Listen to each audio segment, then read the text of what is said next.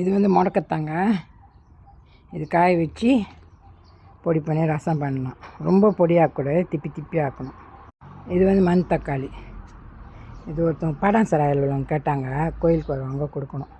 இதெல்லாம் பாருங்கள், பொன்னாங்கண்ணி கீரை விட்டு எல்லாம் பொன்னாங்கண்ணி கீரை தாங்க. பொன்னாங்கண்ணி கீரை எல்லாம் என்னது வாடி போச்சு. இது பாருங்கள், பொன்னாங்கண்ணி கீரை சுத்தம் பண்ணோம். இது பொன்னாங்கண்ணி கீரை தான். இது பொன்னாங்கண்ணி கீரை. இதெல்லாம் இது பாருங்கள், சுத்தம் பண்ணோம். இது வந்து குப்பைக்கீரைங்க.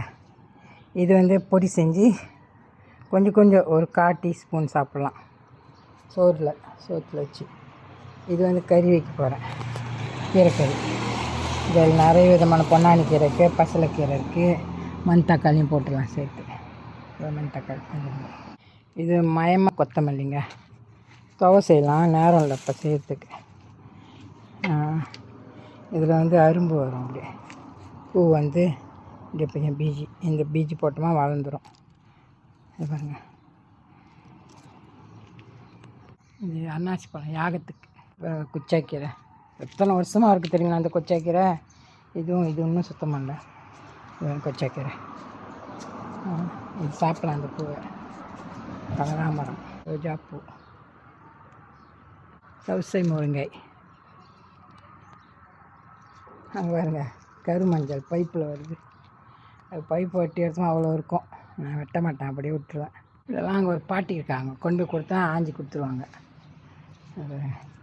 இது வந்து வயிற்றில் கல் இருந்தால் வெளியேறணும், தண்ணி போட்டு குடிக்கணும். இதெல்லாம் பொன்னாங்கண்ணி கீரை தான்.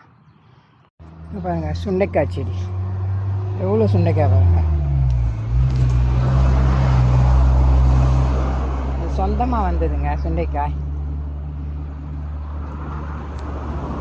இது வந்து குப்பைமணி இலை பாருங்கள். இது காய வச்சுட்டேன்.